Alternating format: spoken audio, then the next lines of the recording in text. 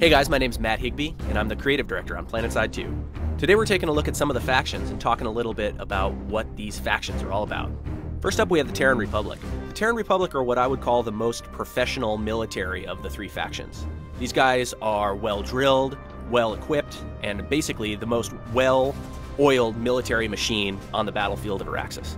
In terms of weaponry, the Terran Republic rely on pretty conventional weapons. Lots of bullets, lots of high explosives, but they don't use anything too experimental. For vehicles, the Terran Republic is all about speed.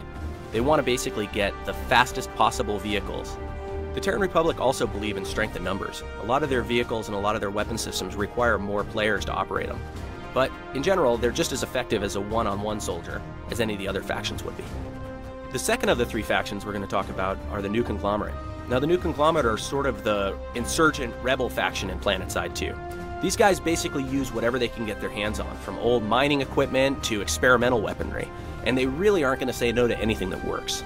You can see here that in a lot of cases they're using stuff that's either plundered from or gathered from their corporate sponsors. A lot of their weapons, armor, and vehicles may look really utilitarian, but don't let that fool you. They still pack a mean punch.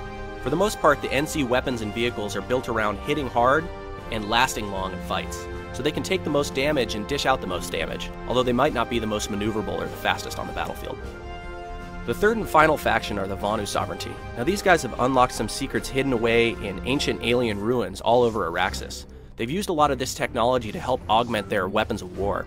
The main goal of the Vanu Sovereignty is to attempt to unlock more secrets from these ancient artifacts, and they consider anything that's getting in their way to be a threat. So while the battle between the NC and the TR is sort of more of an annoyance to them, they still feel the need to compete on the battlefields just to make sure that they can get access to all the technology that's hidden all over the planet. The Vanu Sovereignty have the most advanced technology on the battlefields of Araxis. They use things like plasma warheads and lasers to get the job done. They also have magnetic propulsion systems in their vehicles, which allow them to be maneuverable in ways that conventional vehicles just can't match.